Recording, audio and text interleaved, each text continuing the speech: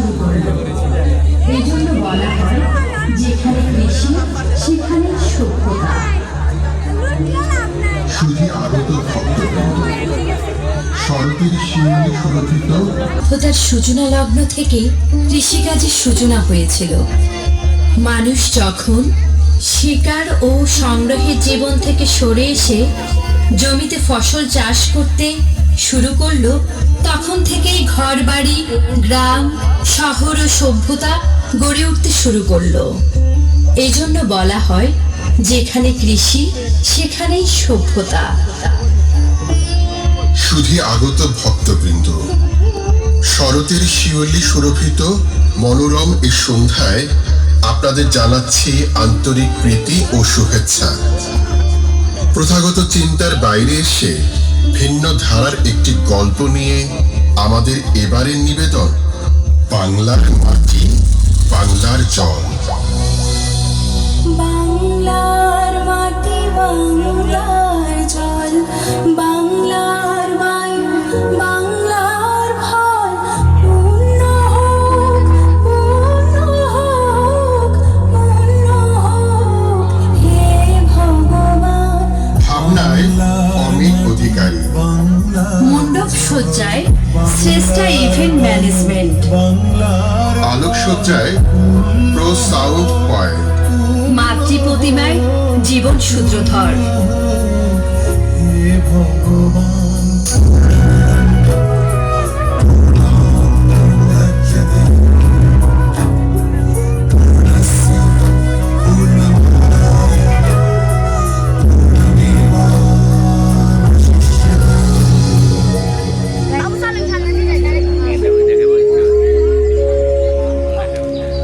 আচ্ছা, গ্রামের অক্ষর জ্ঞানহীন দরিদ্র কৃষকরা কি কখনো বিজ্ঞানী হতে পারে?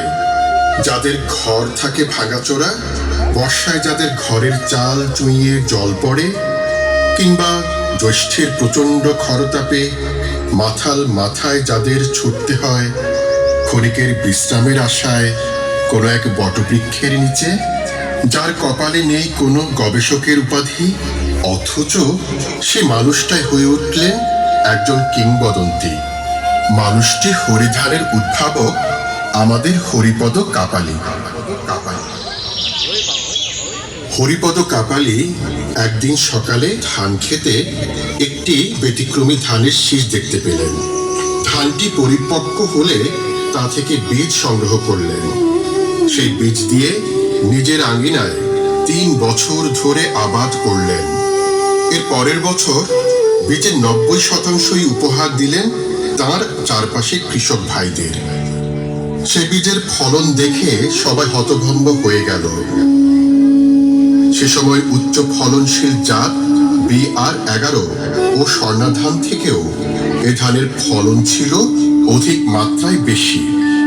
অমাবস্যা চাঁদের মতো হরিধান নিয়ে কৃষকদের মাঝে কাড়াকাড়ি শুরু হয়ে গেল। অথচ প্রথমে এই হরিধানকে নতুন কোনো জাতের স্বীকৃতিই দেয়া হয়। নতুন প্রজাতির ধান হিসেবে স্বীকৃতি দেওয়ার পেছনে ব্র্যাকের প্রতিষ্ঠাতা স্যার ফজলে হাসান আবেদ ও ঢাকা বিশ্ববিদ্যালয়ের অধ্যাপিকা জেবা ইসলাম সিরাজের ছিল আন্তরিক প্রচেষ্টা। ঢাকা বিশ্ববিদ্যালয়ের গবেষকদেরও ছিল অক্লান্ত পরিশ্রম। স্থানীয় কৃষকরা হরিপদকে ভালোবেসে এ ধানের নাম দিলেন হরিধান। হরিপদ বিশ্বাস করতেন বাংলার প্রতিটি মাঠে ঘাটে ছড়িয়ে পড়বে এ ধান।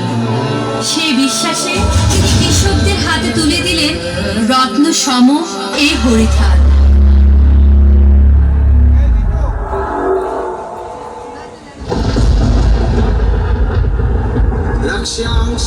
ভক্তদের কল্যাণে দেবী চণ্ডিকার আবির্ভাব মাতৃরূপে।